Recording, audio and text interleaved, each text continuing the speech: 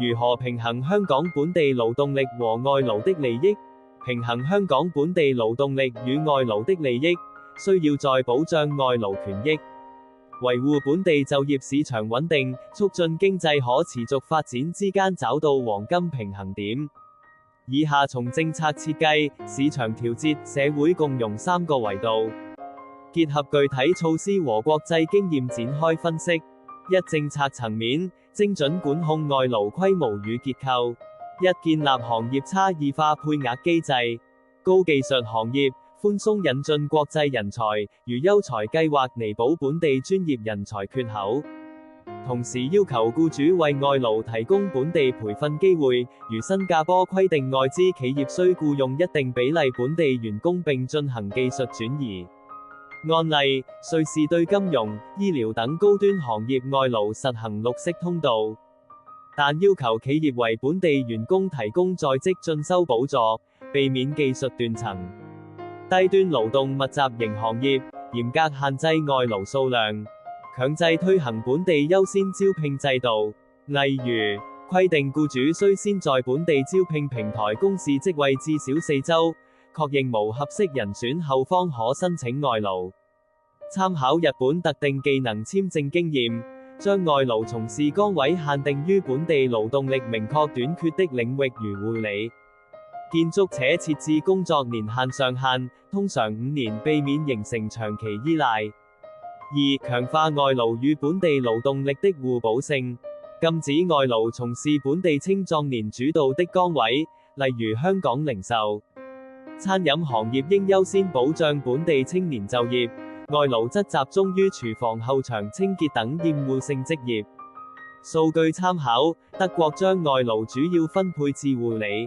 農業等本地勞動力不足的領域。2022年數據顯示，其護理行業外勞佔比達28%，但本地青年失業率未受顯著影響，維持在7.3%。推動外勞技能轉移計劃，要求建築、物流等行業僱主為外勞配備本地見習生，規定每5名外勞須帶教1名本地員工，確保外勞技術經驗留在本地。二、市場層面，構建公平競爭與利益共享機制。一、嚴格落實同工同酬與社會保障，統一薪酬標準，立法禁止僱主以外勞身份壓低工資，確保外勞與本地員工在相同職位、同等技能下獲得一致報酬，參考澳洲現代獎勵制度。強制參與本地社會保障體系，要求外勞繳納醫療保險、退休金，如新加坡中央公積金制度，外勞與本地員工按相同比例繳納，離職時可提取個人部分。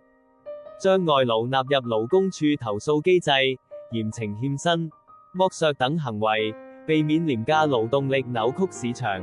二、通過稅制與消費引導流傳經濟效益，設置外勞匯款調節稅，對超過一定金額的匯款徵收5%到10%稅項。稅款用於資助本地失業者再培訓，類似馬來西亞外勞稅政策，鼓勵外勞本地消費與投資，提供消費券、購物折扣等誘因，引導外勞將部分收入用於本地服務，如餐飲零售。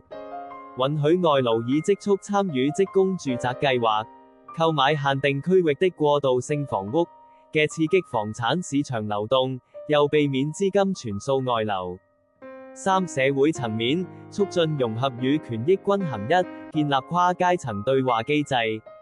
成立勞資三方委員會，由政府、僱主協會、本地工會及外勞代表共同參與，定期協商薪酬、福利、職業安全等議題，避免政策一刀切。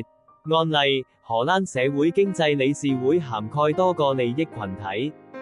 外勞組織代表可直接參與勞動政策制定，有效降低勞資衝突。強化外勞職業培訓與語言學習，資助外勞參加廣東話、英語課程及本地專業認證考試，提升其與本地勞動力的協作效率，減少文化隔閡，防範本地勞動力邊緣化風險，加大青年就業扶持力度。對僱用18到25歲本地員工的企業提供社會保險補貼，如法國青年就業協議。在公共工程中設置本地勞動力佔比底線，如香港部分項目已試行外勞不超過60%政策。推動產業升級，減少低端依賴，政府投資自動化設備，如餐飲機器人、建築機械人，將外勞從簡單重複勞動中替換出來，釋放崗位給本地勞動力從事技術監管、維護等更高價值工作。4國際經驗借鑑與香港適應性調整國家地區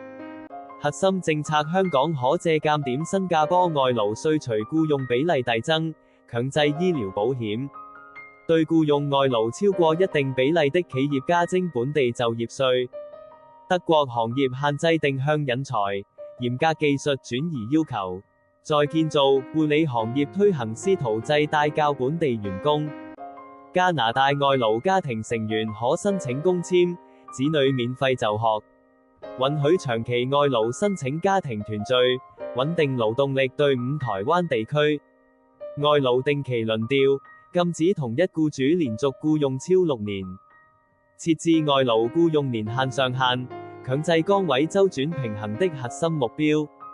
打造雙贏生態，對本地勞動力，確保外勞不會搶佔可勝任崗位，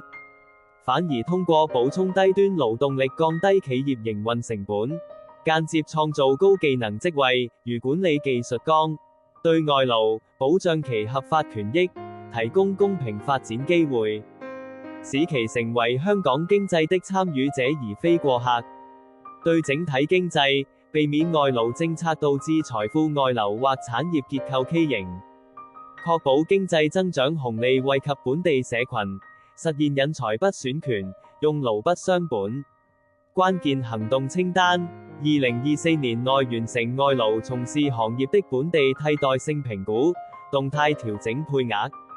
立法將同工同酬納入僱傭條例，設立獨立監察機構。試點外勞消費積分計劃，消費額可兌換延長簽證優惠。